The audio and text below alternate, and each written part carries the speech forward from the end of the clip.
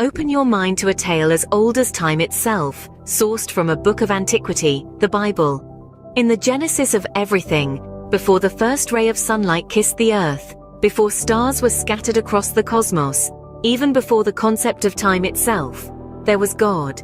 He existed without beginning, but solitude was not his state. In his divine essence, God was three distinct entities, coexisting harmoniously, each one equal and eternal. He yearned for companionship, for beings to share his existence. Thus, he created a multitude of angelic beings to surround his throne, offering praise and reverence. One among them, Lucifer, led a third into rebellion. They were cast out, and Lucifer became Satan. But this tale is not about them, rather about God's interaction with mankind. In the grand beginning, God manifested the heavens and the earth from nothingness into existence. A formless world, blanketed in void, was awakened by the divine voice that commanded, "Let there be light." This was not the work of evolution. God created all things by merely speaking them into existence. Over 6 days, he painted the canvas of earth with plants and animals. On the 6th day, he crafted a new being from the dust, breathed life into it, and man came into existence named Adam. God conversed with Adam daily, and life was blissful. Seeing Adam's solitude, God created Eve from Adam's rib, a mate for him.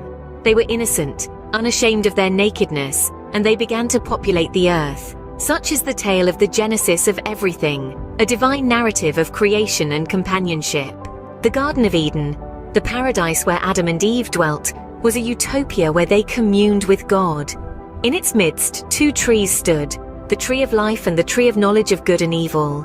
God commanded Adam and Eve not to eat from the tree of knowledge, warning that disobedience would result in death. However, Satan, disguised as a serpent, convinced Eve to taste the forbidden fruit.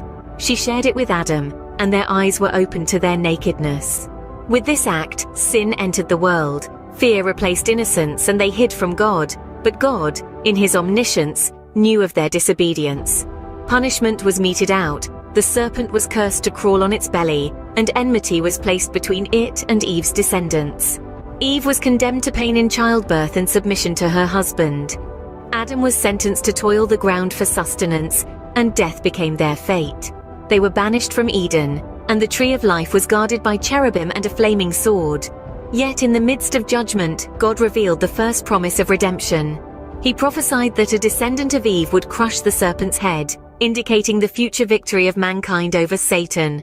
This prophecy pointed to Jesus Christ, who would conquer sin and death. Thus, even in the fall of man, hope was kindled. Join us in the next episode as we continue the journey through the pages of Genesis.